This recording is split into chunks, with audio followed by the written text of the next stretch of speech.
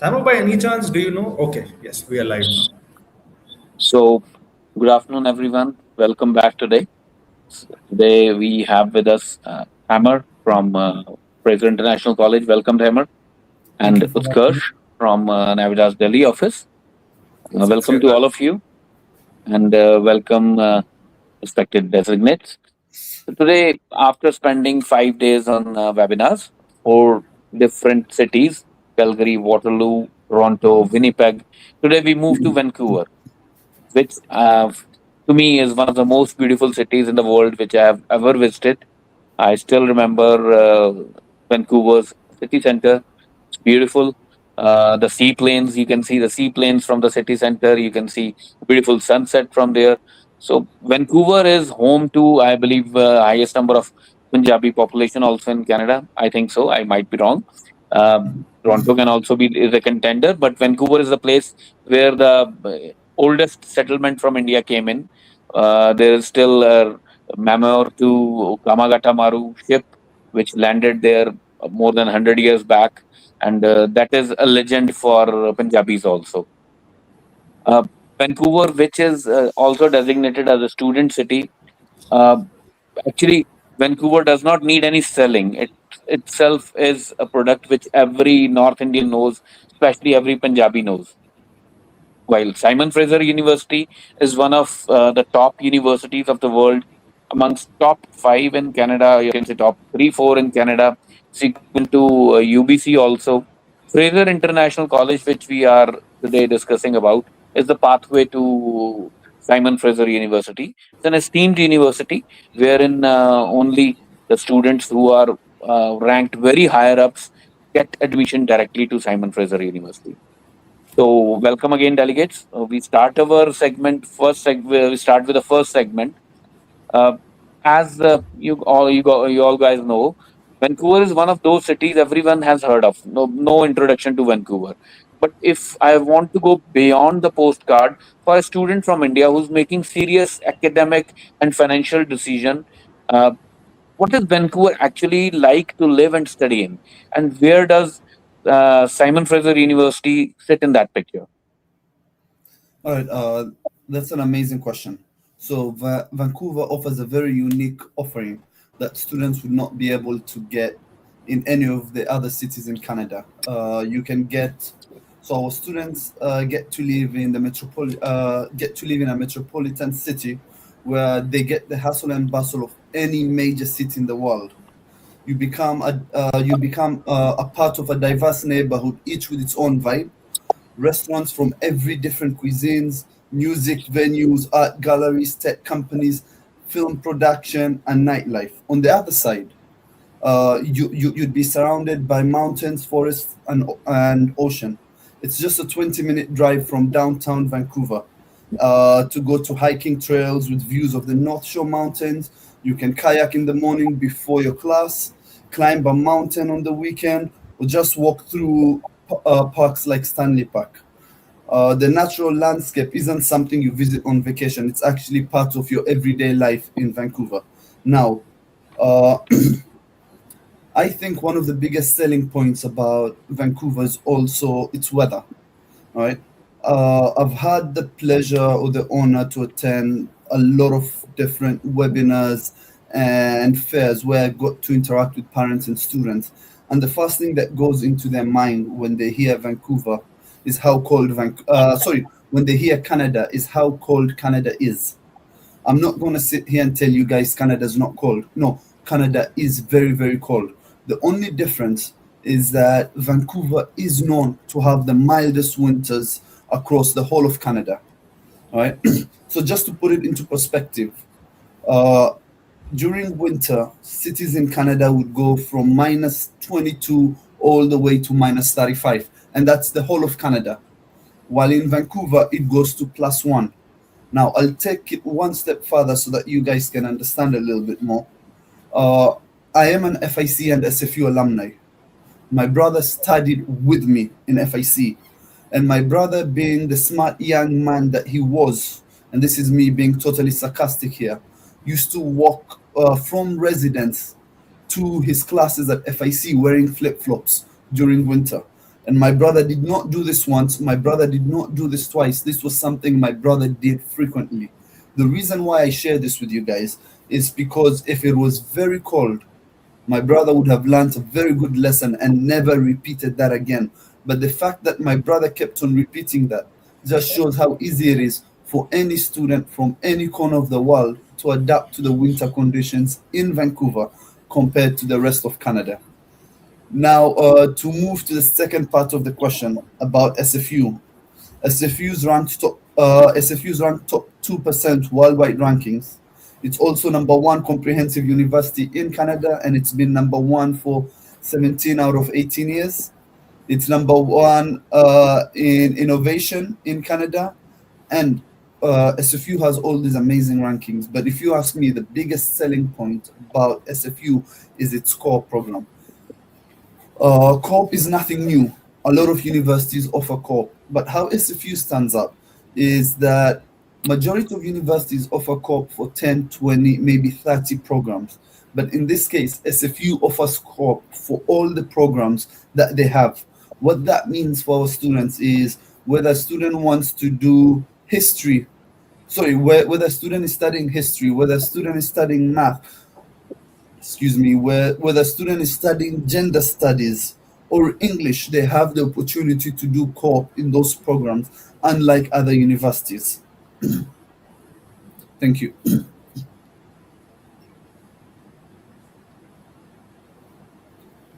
I think, sorry, you're I'm audible now. repeating. Number one in innovation, you said that's quite a bold claim. That's an achievement to be, say, put up on the main drawing room wall also of the university. But what does that actually mean for the students who are studying there, who are sitting in the classroom of SFU?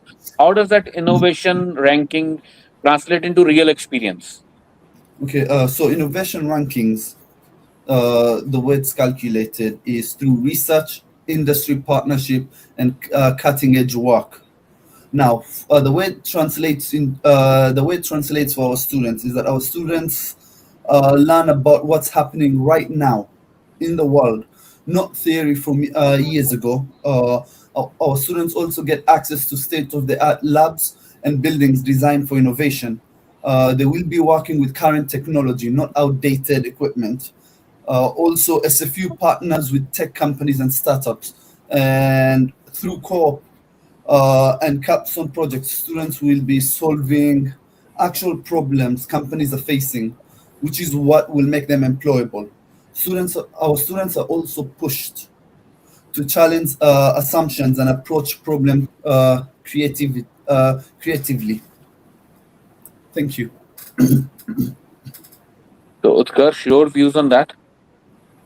I think adding more perspective towards international students, Vancouver being a very, like, I would say, within Canada, one of the biggest tech hubs where all these big companies will be present all around the university. So there's Amazon, Google, all these big companies. In fact, EA, like the gaming companies like EA, all of these companies are there. Slack is there, Apple is there. I think more than 1,000 companies are there. So any student who's thinking first, to get that kind of exposure, and especially when we talk about Vancouver, just to add about the destination, like there's a slight comparison always. Right now the tech salaries in India are also increasing. So for example, any good tech salary is somewhere between 20 to 25 lakh rupees in India. But when you travel abroad, there's something called a local market rate, where the employer has to pay for that market rate. And the local market rate for Vancouver, if we check on internet, somewhere between 80,000, 90,000, or 100,000 Canadian dollars just to start with. So these employers are competing with each other so that they get the best talent for themselves, because the engineers are very important. So I think destination wise, SFU being tied up more than, I think when I was reading, it was like more than 15,000 companies tied up with SFU. They have put their co-ops programs so that students can work into those companies and get the maximum out of the university. So it gets the international exposure, plus they will give that experience of working, because a 12th graduate in India has no experience at all other than writing their exams. There are less projects. It's more of a rote memorization, where you go travel to Canada, it's very difficult to find a working experience, a practical skill based experience. And these co-op programs specially offered by SFU, because when you research a little bit, I've always urged the students, this university is compared with British Columbia, so University of British Columbia, and at times lot of locals in Canada have preferred SFU over UBC. Primarily it's because of location, and again, given the price point and the fees that the university offers these programs for, it is one of the best options one can get into. Great. So let's get into academics. What I'm made to understand is that SFU is a large research university. So, what kind of students, which stream students watching the show today, should be paying serious attention to FIC? So, to answer your question, FIC is a mirror of SFU. So all the programs that are offered at SFU are also offered at FIC, with the exception of the Faculty of Education. That is about it. So under the undergraduate degree, we have over 250 plus programs that are broken down into 8 faculties. That would be a very long list for me to go through, but I've got the course list over here. So just give me a second so I can share my screen.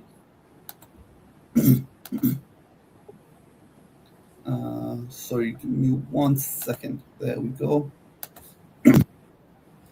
I hope you guys can see this. Can you guys see this? Yep. Now Right. I can see it. So these would be the programs that I was talking about, and all the programs are normally housed in what we call a faculty. So we'll start with the Faculty of Communication. Let me just try zoom this in. I hope you guys can see this. So under the Yeah, if you Faculty of can zoom Communication, a little bit more, Thamer, sorry to interrupt. for sure.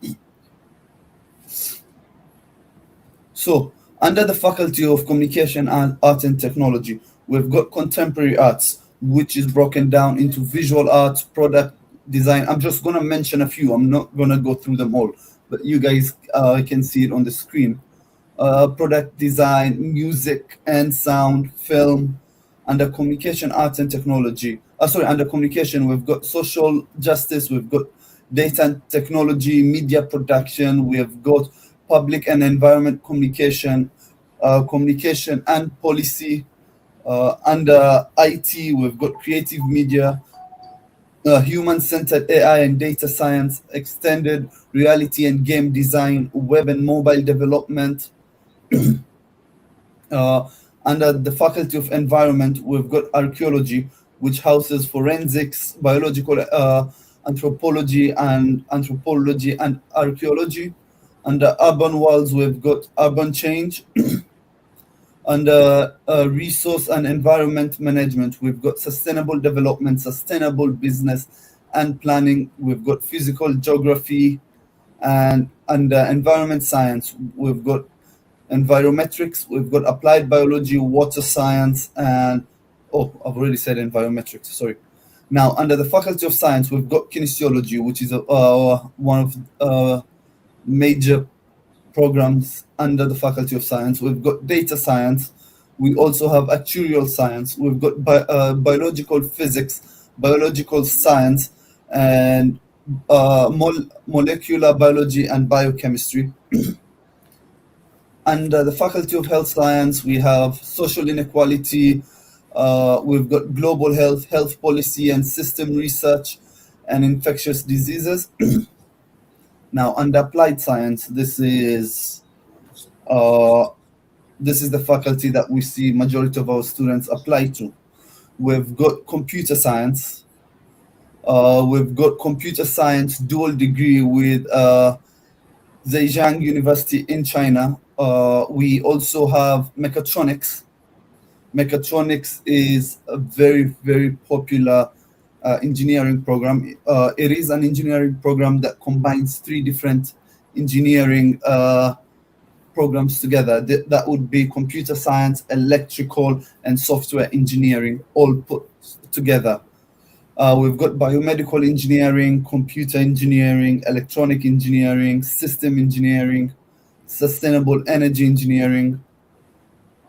Under arts and social science, we'd have economics, criminology. Let's see, what else? Social science, international studies,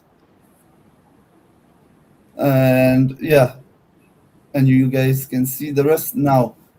The second most popular program would be a faculty would be BD School of Business, where we've got accounting, finance, international business, innovation and entrepreneurship, management information system, marketing, operation management, and finally strategic analysis.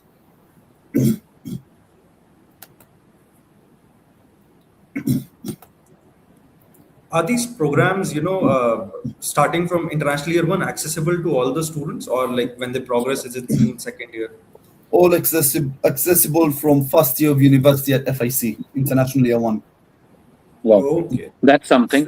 One course which I got it from the explanation you gave was sustainable energy engineering. That's Right. something which I did not hear from any of the universities we previously did the webinars with. So tell me something more about this. What is this, and how does this help students with careers? Okay. Uh, Sustainable energy engineering, students should care about this because the world is moving towards clean energy, renewable technology, and sustainable solutions. Before this used to be a niche market, but it's not the case anymore. Right now, it is where the jobs and investments are, and SFU is the pioneer of that in Western Canada. So we were the first ones in Western Canada to offer that. I think it takes from Vancouver also. Vancouver is the greenest city It across is. Canada is. So, sustainability has its own importance within the city where, all those tech companies, even EV companies are there. So given it gives employment, so for a very large community, like I think it's more than 300K people working just in sustainability as a sector, and that goes on increasing. The rate of increase is somewhere around 20% or so every year. So given 20% increase in the job opportunities once the student graduates in 2030 can create a huge lot of employment opportunities, especially in Vancouver, for sustainability related programs, because the projections are high. Right. So the next question is very regular, which we have been asking all the representatives in all the webinars, and I believe the audience would be knowing the answer, but still I'll ask you. Uh, like students can go directly and apply to Simon Fraser University. So why should they route it through FIC? What are the benefits? What's the pathway gives to the student?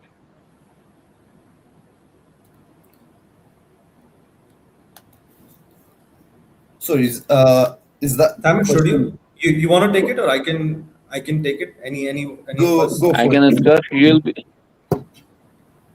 Sure, yes, I'll Utkarsh. take it. Sure, I'll take it. So let's say a student decides to go directly to Simon Fraser University. Number one, the primary requirement that they need, first of all, it's a very competitive school. So it's like one of the most elite schools across Canada. It's 1.9% in top globally. So not easy to get admissions into. So at least by bare minimum academically, just give you a rough idea, is you need 80% to 85%. And with some programs, you need even more just to get into that university. Second, you have to pay the application fees, etc. When you apply to FIC, that requirement goes down to 65%, and in some programs, 60%. So if you're falling somewhere between 65% to 80%, you have a chance to get into one of the best universities in the world, that too, one of the biggest cities, just like New York. That is same as Vancouver. You get to study there if you have scored less. Again, for any student who's scoring between 70, 72%, I always regard as that they are career driven. And specifically, I would not rank the student as are they capable or not. They're obviously capable. So FIC as a school gives them that opportunity that you can get into through your first year study in FIC and later progress into SFU. The degree you get is from SFU directly. The FIC campus is in Burnaby only. It's in the same campus as SFU. So it's like from day one, you are a SFU student. You have all the email IDs, you have all the accesses. So that's primarily the academic thing. There's a second route where if the student has scored even less than 60%, FIC give this option as a foundation program where they do a trimester, 2 trimesters, or 3 trimesters more just to meet the requirement. So if they are 50% or around 50%, they still have a chance to study at SFU. Again, SFU has all the access to one of the top elite employers. So when you ask work from an employer, when you reach out to employers, all the Western universities have that face value. In a smaller class size, when you study in FIC, you build more networks and contacts compared to when you go in the first year to SFU. The class size might be as big as 200 or 300 students. You're passing, failing, nobody cares. That is a very honest answer. Your professor might not know you by name, but when you study in FIC, you get that personalized attention where, let's say, you're struggling with statistics. It's a difficult subject. There are a lot of students who have given this feedback that our professor helped us by giving this extra classes, giving extra time, and held us before we progress into SFU. Again, English requirements more humble than first year SFU. The English requirements, I think Thamar will be the best one to describe what the English requirements are. So if you could explain to the students the exact requirements. All right, for sure. Now, before I get into that, I would like to address or just add a little bit more to what my colleague was saying. Now, sometimes we see students, it's not only from India, from all over. In high school, they did not take some specific courses. Now, I'll give you guys an example. Engineering, our requirements is that a student needs to have a math and 2 sciences. Sometimes we see a student maybe did not take a math in high school and they want to study engineering. Then what happens to that student? Universities tend not to accept that student. Well, with us, the student would still be accepted into International Year 1 as long as they meet our minimum admission requirements. And they would have to take 1 extra course with us to make up for that math course. And I'm using math as an example over here, just an FYI. So that students would be able to take that 1 extra course at FIC, which would be the course that they were lacking in high school, so that they can make up for it. All right. There is a way that I normally like explaining why FIC, right? And normally when students come to study abroad, students normally give up a lot of privileges that they have back home. Excuse me 1 second.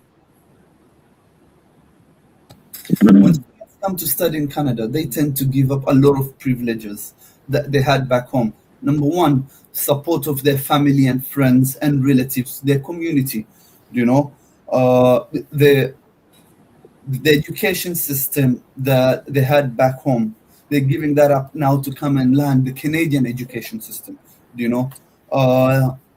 The weather, right? India is very hot. They come here. Canada's during winters a little bit cold. It is cold. Students are giving up a lot. Now, the best way I can explain this to you guys so that you guys can understand why the FIC pathway is whenever a team goes to play a game that is away, the team that has the advantage is always the team that plays at home. In this case, the team that's playing at home are Canadian students. They're not giving up their family. They're not giving up their friends. This is the same education system that they were raised in, same environment that they were raised in. So in those terms, Canadian students are playing at home. International students, on the other hand, are the ones that are playing away, and that's not a fair game because the team that's playing at home always has the advantage over the team that's playing away. Now, by the when students come to study at FIC, after they complete that 1 year and they transfer to SFU, it is not home versus away anymore. It is home versus home, right? And the reason why I bring this up is because in majority of the institutes, international students are put together in a class with Canadian students, and the lecturer goes at the pace of the Canadian students, not the international students. So that's not a fair advantage to international students. That is the best way I would explain why FIC. Now, regarding our English entry requirements, we do have 3 different entry requirements. Number 1, it would be cornerstone entry, where a student with a 5.0 average in IELTS with no band less than 4 would get into. Now, for cornerstone entry, what that means is that the student would have to do an extra 1 semester of English at FIC. The next one would be integrated entry. Over here, the student would have a 5.5 overall with no band less than 4.5. Now, for the students under integrated entry, this student would have to take 1 course alongside their university classes. Now, Cornerstone adds 1 semester. Integrated just adds 1 course alongside your university classes. All right. And finally, we've got the direct entry, where the entry requirement is 6.0 overall, with the minimum 6.0 in reading and writing and 5.5 in listening and speaking. Thank you. Right. One thing which I noticed on the website also and in your presentation also, Thamer, was guaranteed transfer. This is very important line, guaranteed transfer. Can you exactly tell me, are there still any conditions, or what does this mean exactly? Any asterisk upon that terms and conditions apply in very small fonts written below, or is it really guaranteed transfer? Perfect. I think in the role that I've been doing, which has been for over 6 years, you'd be the first person that has actually asked the definition of that, right? So that's an amazing question. Now, when a student applies to FIC, let's take a step back, okay? When a student applies to FIC with all the required documents, the letter of offer that student receives from FIC is normally a combined letter of offer from both FIC and SFU, right? The only difference is that the FIC section of that offer would be an unconditional offer, while the SFU section of that offer would be a conditional offer. Now, once the student signs that letter of offer, the student would be accepting admissions into both FIC and SFU. Now, for the student to change the SFU side of that offer, because I said it was a conditional offer, for the student to change that to an unconditional offer, the student has to meet a specific CGPA requirement based on the program that they're studying. Now, an example for business, the the CGPA requirement would be 3.2. For arts and social science, communication, art and technology, and anything else with arts in it, the admission requirements would be 2.5. And for anything that has science in it, which would be engineering science, computing science, environment science, health science, the admission requirements for that would be 2.75. Now, what the guarantee means is that once the student gets that CGPA of 2.75 or 2.5 or 3.2, which would be stated in the letter of offer, then that guarantees them transfer into SFU. Now, I'll explain this a little bit further. Students can go study anywhere and choose to transfer to SFU. Students do not necessarily have to study at FIC. They can study anywhere they want. They can study in India if they'd like and transfer to SFU to maybe their 2nd or 3rd year. Now, the only catch is, let's just say the student is transferring into business, where the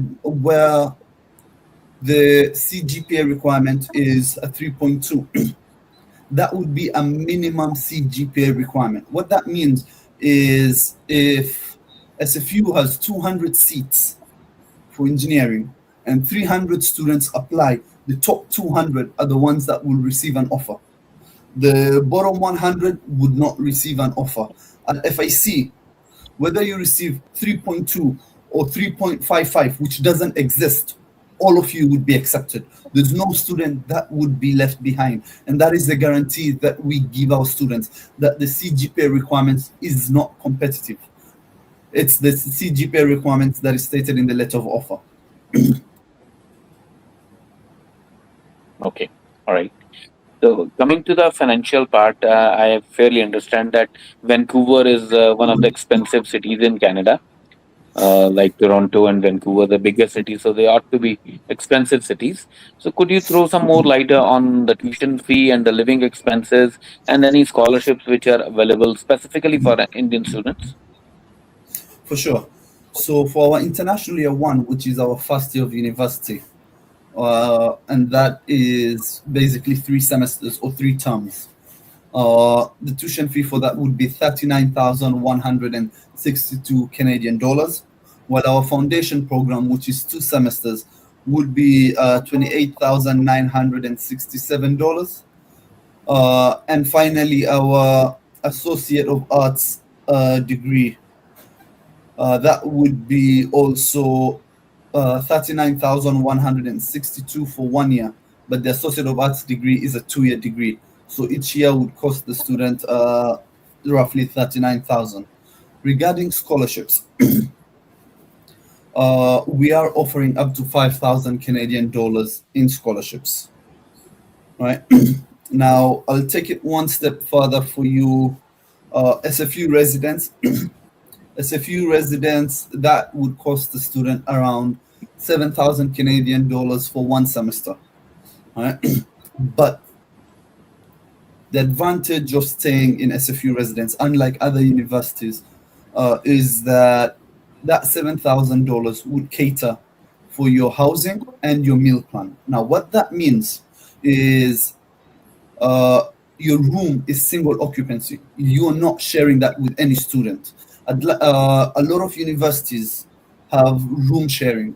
At SFU, you do not share. It is just you yourself, single occupancy. Now, I just like to put a thought in all of your minds right now. Imagine sharing a room with someone where the alarm goes off at 5 in the morning because they've got to go study. Or someone goes out, comes back drunk while you're asleep and you've got class exams the next day, and they cause all this chaos for you. At SFU single occupancy, what that means is you have your peace of mind, and you do not have to deal with coping with anyone in that room apart from yourself. Number one. Number two is our meal plan. Our meal plan, SFU dining hall, is open 24 hours. What that means is that students can walk in there 20 times a day, eat 30 times a day, no questions asked. And SFU dining hall caters for every student's dietary needs. It doesn't matter what dietary needs you have, they will cater for it. We had a student 2-3 years ago that was a Jain, from India, that was Jain. I believe that's someone please that's a jump in and help community. me out. Sorry? That's a community basically. They don't eat onions And they are totally garlic. vegetarians. Yep. Exactly. So SFU dining hall still catered for that student's dietary needs. Now, the reason why I'm talking about the meal plan over here, other universities would charge you for meal plan, let's just say $2,000, all right? But that $2,000 would be put as a credit. What that means is each time you go into the dining hall and you get food, they charge you for it. So if the meal that you got is $15, they'll charge you $15. And a lot of students run out of it. Before SFU put in the unlimited meal plan, that was when I was a student. They put it after I graduated. Right? So my dad always used to have to top up in between the semester so I can keep on eating in the dining hall. Apart from that, I would have to get food from outside. Let's say if it's late night, and I've just pulled an all-nighter studying and I'm hungry. What happens to me? I've got to swipe my credit card to get food from outside. So SFU makes sure that the students are very, very comfortable when they stay there. It is a little bit more expensive, but you're paying for your comfort. That is what is important over here. And with 7,000, there's no extra costs that a student would have to pay, unlike with other universities because of the meal plan. If the student finishes the funds that was located towards the meal plan, all that ends up adding up. Now, if students are looking for a cheaper option, SFU does have townhouses. Now, for townhouses, students would be looking at around roughly $4,000 a semester. But all new students have to stay in towers in the first semester, which comes with a mandatory meal plan. So after the first semester, students can choose to move to the townhouse. Now, townhouse, once again, it's $4,000 for 4 months. So what that it breaks down to roughly $1,000 a month. And it doesn't come with a meal plan because townhouses come with its own kitchen. So students can choose to move in there with their friends. Townhouses is normally 3 floors. The bottom floor is a living room and a kitchen. First floor is 2 bedrooms and a bathroom. Second floor is another 2 bedroom and a bathroom and 1 bathroom. So a student can choose to move in with 3 of his friends into a townhouse. Right? Finally, I totally agree that Vancouver is expensive. That is not a lie. I totally agree that Toronto is also expensive. But I would like to debunk this stereotype, right? Now, Vancouver is expensive. Nobody's going to take that away, right? But then we need to also look at other factors over here, right? Now, the cost of living in Delhi is more expensive than the cost of living in Pune because Delhi is a bigger city than Pune, right? What that also means is because the cost of living is higher in Vancouver, the salaries have got to be higher to be able to match that because the salaries are determined by the cost of living. Now, if you go choose to live in New Delhi, you know that you'll have to pay a lot towards the cost of living, but your salary makes up for it. If you choose to live in Pune, then your salary is going to be lower, and your cost of living is also going to be lower. So yes, cost of living is higher, but salary is also higher compared to the other small cities in Canada. I would also Right. like to break that perception also. Like when I see this as a whole total proposition for entire 4 years, I sometimes feel the cost is almost equal. And just correct me if I am wrong, please, Simon, because you know the real data. First thing, what I assume is Vancouver, the minimum wage is higher than any other place. Like it's between $17-18. So I'm Yes, it assuming is. a student is working 24 hours. Let's not assume they will get work for 24. Let's just take a rough, on a humble side, 20 hours a week. And they're working for somewhere around maybe let's say 8 to 10 months. So they're earning somewhere between 8 to 10,000 or 12,000 a year. Again, they're getting these co-op opportunities where again the earning potential for co-op compared to any other co-op in any other university is a little higher than others given the weight. So I can assume that will be somewhere around 10 to 15,000 per term, depending upon which co-op they get. Maybe it's a 4 month or 8 month or maybe 12-month co-op. So again, that adds to 10 to 15,000 dollars. So 10 to 15 plus again 10, $12,000 is somewhere around 20, $22,000 that they get as a set off from their fees, and their fees if they get the scholarship is somewhere around 35,000. So the net figures is somewhere between 12,000 to 15,000 as a tuition that they pay. So considering all the circumstances and considering the student is active enough, I think the original real cost to study in Vancouver can be set off provided they are on the right track and they apply for those opportunities. But obviously, correct me if I am wrong somewhere in the calculations or if the student is on track for everything. Based on the calculations, yes, you would be correct. But then also, just for the record, that would just be. I'm not gonna count co-op over here because co-op students would do it in their third year.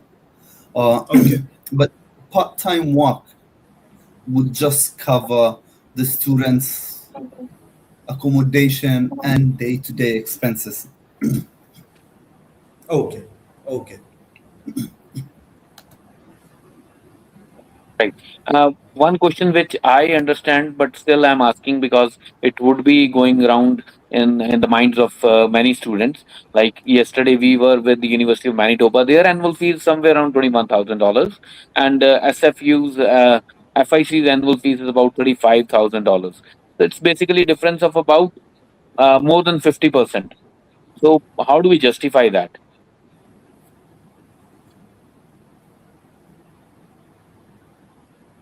Yes, Thaman, would you like to Utkarsh? take it up? Okay. I'll. So basically, with Vancouver and Manitoba, there are two different provinces. Again, the premium that the student is paying is for two reasons. One, the employer connections that SFU has with all these co-op related employers. That's one primary thing, because when you step out internationally, one thing is you have to increase your chance for employment and better upscaling when you start working. Second thing is the opportunities, like I mentioned, the circle rate, the local market rate for that employer, for employer to compete for you basically with other employers. Vancouver provides better opportunities. So that premium, I wouldn't say it's, the cost is less. It's a good amount of premium that the student pays, definitely. But again, depends, is the student looking at the cost, or the student is serious about getting the right kind of opportunities. So there comes a choice for the same student, what they want to choose. Is ROI the biggest factor that they want to consider for a particular university when they are traveling abroad, working or living abroad or studying abroad, or they want to get into the biggest cities where comparatively the opportunities will be high? I won't deny there is a significant cost difference. So again, the choice depends on the student, what kind of student it is, and what is their main preference when they select the university. All right.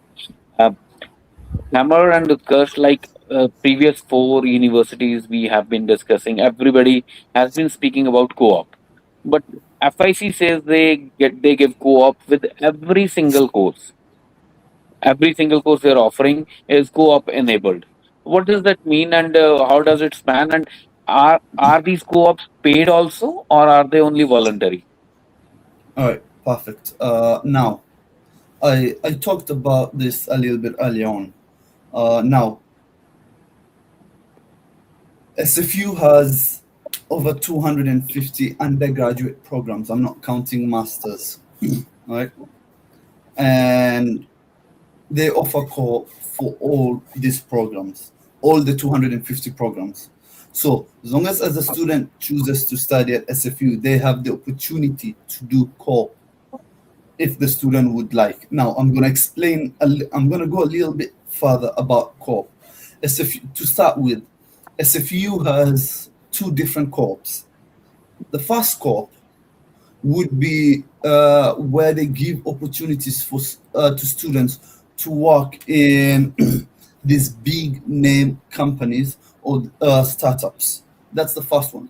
The second one is called an e-co-op, which is entrepreneurial co-op. Now, what entrepreneurial co-op is, it's basically a student has an idea, a business idea, right? The student doesn't need to wait till they graduate to execute it. They can do it for their co-op, where the student would be connected with a mentor and also get paid at the same time to launch their business. Now, I know co-op is something very, very major, and a lot of students tend to ask, how much can we make by doing co-op? It varies. We've got students can make up to 14,000 Canadian dollars a semester, so in 4 months. All right. Now, there is another thing that I'd like to talk about. I strongly recommend all my students not to graduate from SFU before they do co-op.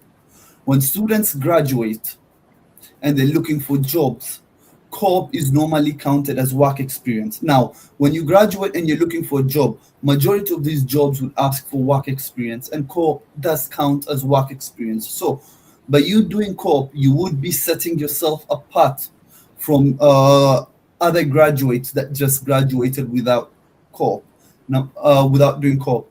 That's number one. Number two, the amazing thing about doing co-op is you can look into doing co-op at your second year, but you can only do co-op at the start of your third year. Right now, what's going to happen is that you can go and sit down with a co-op coordinator in your program, where the co-op coordinator is going to bring all the job opportunities related to that related to the program that you're studying, and all of you, by all of you I mean you and the co-op coordinator, would choose the jobs to apply to together. So the co-op coordinator will be there to advise you and guide you through that process. That's number one.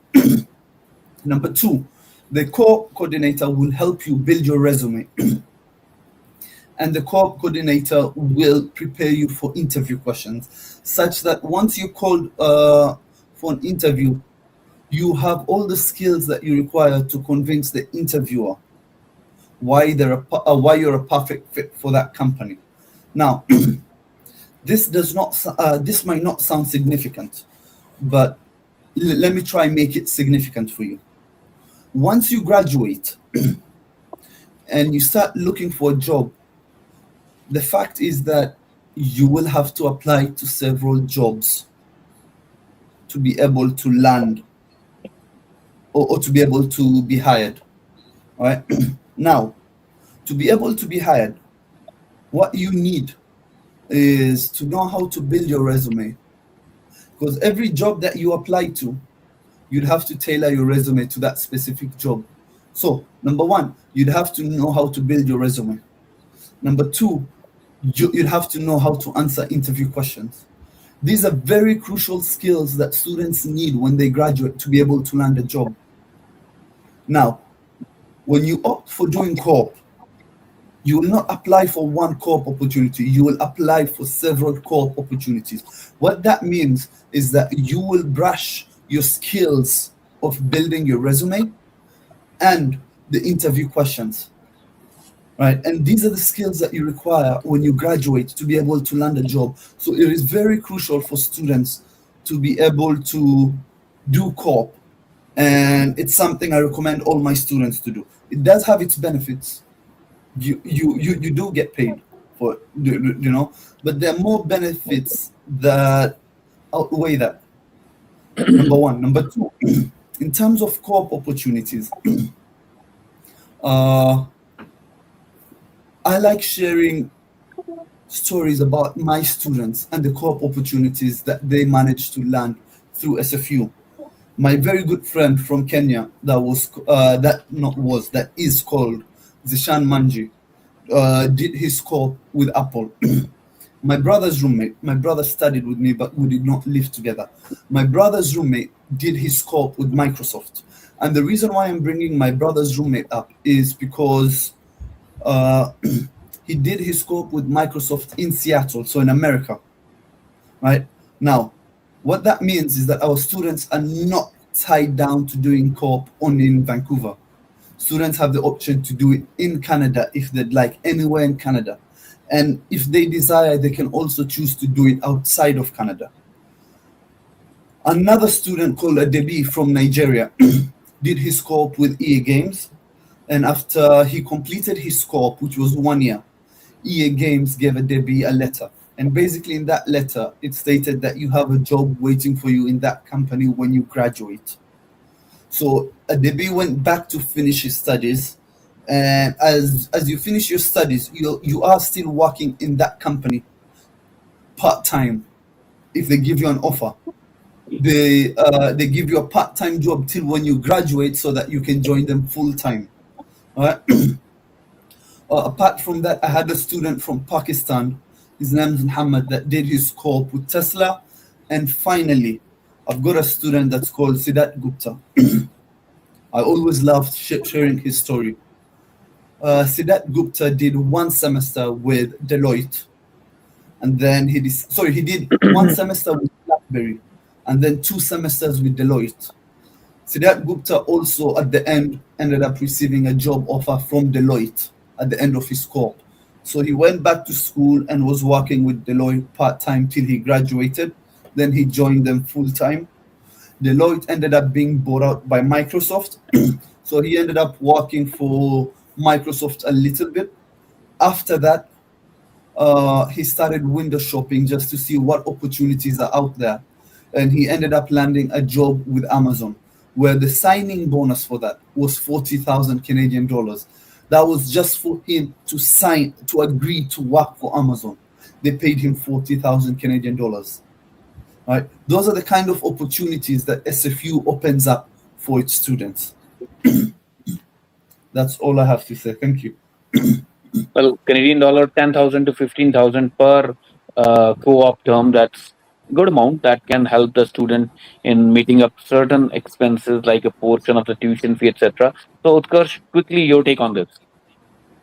I think really well made opportunities waiting for the students, where you have a chance to study for 4 years. Along with that, after your second and third year, you can work, and after working, you can again, if possible, get an offer from the employer. Just to sum it up, and then for next 3 years you have the opportunity, and if your employer agrees, they are ready to sponsor you. And then again, it opens the route for PNP, which is like very famous in British Columbia. A student can be, if they are in tech, they become immediately eligible for it within couple of months, or I think a year or so. And then they can plan their future in Canada. So, last question of the webinar today. Guys, Tamer, you can relax after that. I know it's quite early morning with you. One student's graduated out of SFU. He's got a few co-ops under his belt, SFU degree. What is the realistic salaries or realistic jobs a student could expect? What's the reality after completing the graduation? The fact of the matter is, and if anyone says otherwise, then they would be dishonest. The fact of the matter is, once a student graduates from university, the jobs that they'd be applying to are entry-level jobs. By that, I mean, let's say if a student graduated with an engineering degree, then they would be joining an engineering firm at an entry-level job in engineering. And then from there, the more that they build the skills, the higher that they can climb in the ladder in terms of a position and in terms of a salary. Now, in terms of companies, Vancouver is known as a tech hub, right? But the fact of the matter is, as much of a tech hub it is, right? These tech bros or whatever you want to call them, right? They still need business analysts over there. They still need sales representatives. They still need people in finance to be able to help them run the other side of the business that they do not have experience or knowledge with. So what that means is, no matter what you study in SFU, there is a market for you in Vancouver. Just to add on to it, I would just share a bit, because Tamer has almost covered everything. Some facts that I was going through. If we can share the screen, I would just like to share a mid-sized software company. Just give me a heads up if you are able to see it or not.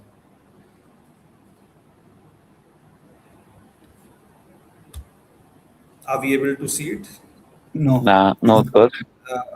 Here it is. So this is just a company in British Columbia, Burnaby only. When you go down, this is very good for students. Just check where the students studied, the employers working. So basically, the people who are working in this company, 20 of them are from Simon Fraser University. Let's go on to this distribution branch also. Again, you'll find 101 students studying in Simon Fraser universities. So that kind of outcomes, I would say a student can expect, and all these graduates, then they go into good mid-size or big size, maybe software companies, maybe different companies.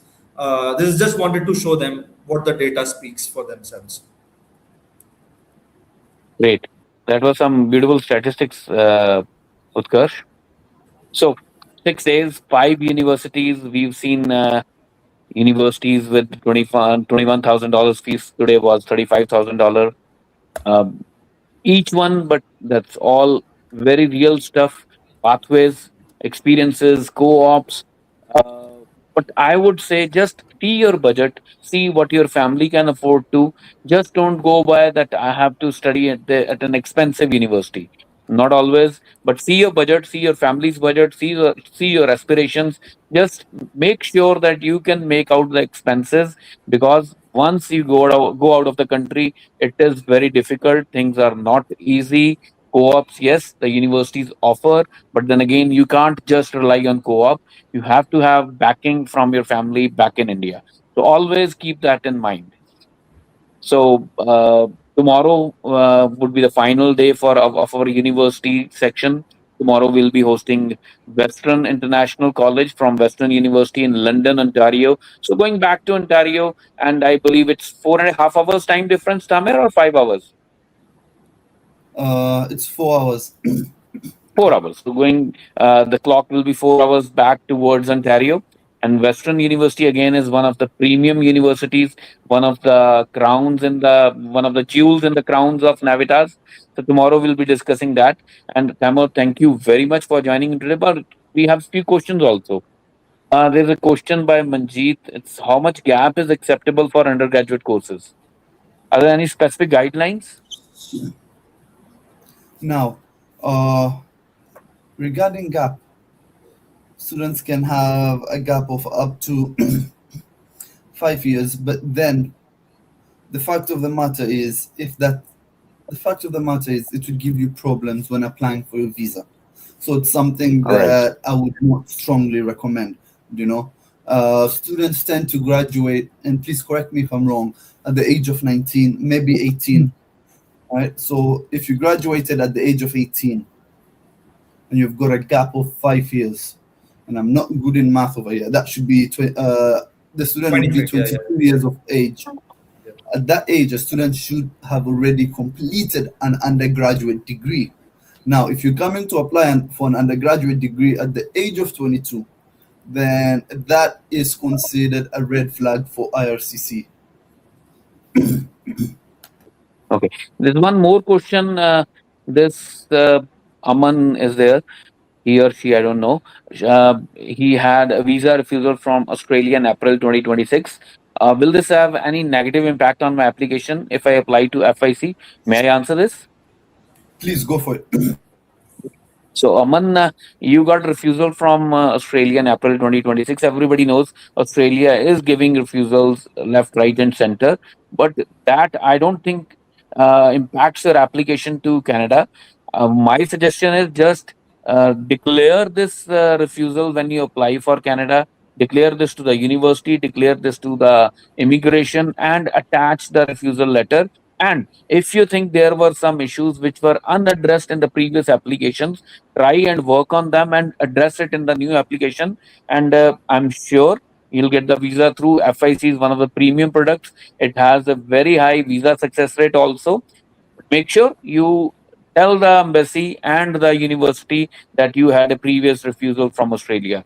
And I can tell you that's not a sin. That was chance you didn't get the visa. So maybe a better future lies for you in Canada. So that brings us Well to put. end of this session. Thank you, gentlemen. Thank you very much. Looking forward to sending few more students to FIC. And Thamar will be bothering you with any more questions we do have. Thank you, Utkarsh. You're Thank you, more Thamar. than Take care. welcome. Have a good time. Always Cheers. a Have a pleasure. lovely day, guys. Bye bye.